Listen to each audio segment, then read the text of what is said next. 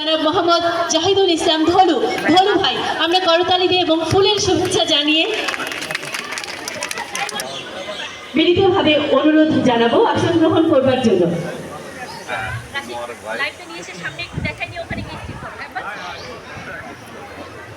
সবার পেছনে আমাদের মাঝে উপস্থিত হয়েছেন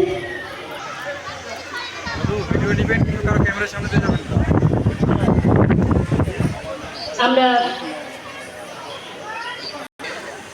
কৃতজ্ঞতা জানাই শরফুল ইসলাম সাকিব ভাই, অধ্যক্ষ বিয়াম ল্যাবরেটরি স্কুল অ্যান্ড কলেজের নেতৃত্বে বিয়াম স্কুলকে।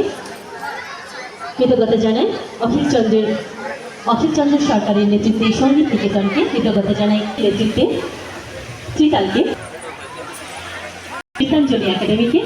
কৃতজ্ঞতা জানাই লিজকে এবং কৃতজ্ঞতা জানাই সব অভিভাবকদের।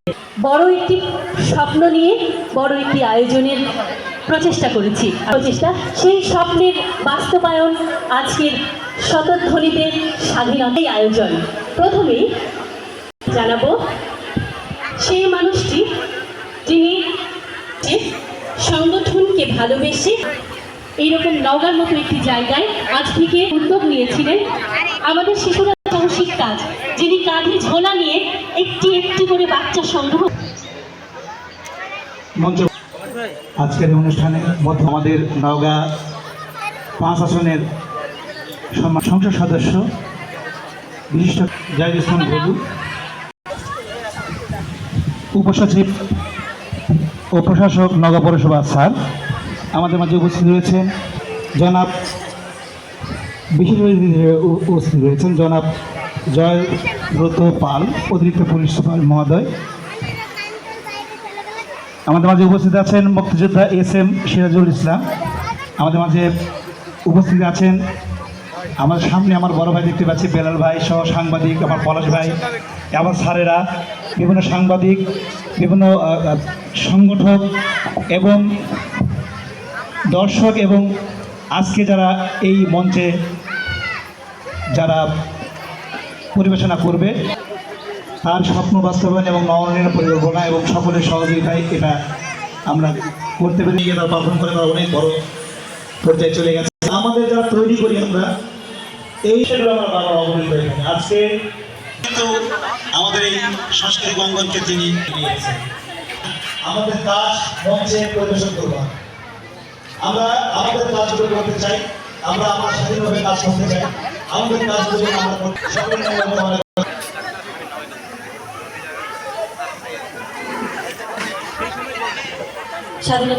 স্বাধীনতার ঝঙ্কার বাংলা আমার অধিকার এই শিরোনামে আজকে যে অনুষ্ঠান, যার প্রতি সবচেয়ে বেশি কৃতজ্ঞ আমার সহকর্মী, আমার বন্ধু, আমরা যারা পুরনো একসাথে কাজ করি, জনাব অসীম কুমার মহন্ত, আমাদের আজকের প্রযোজনার নির্দেশক এবং যে গ্রন্থনা করেছে আজকের অনুষ্ঠানে একজন বিশেষ অতিথি সংস্কৃতি জয়।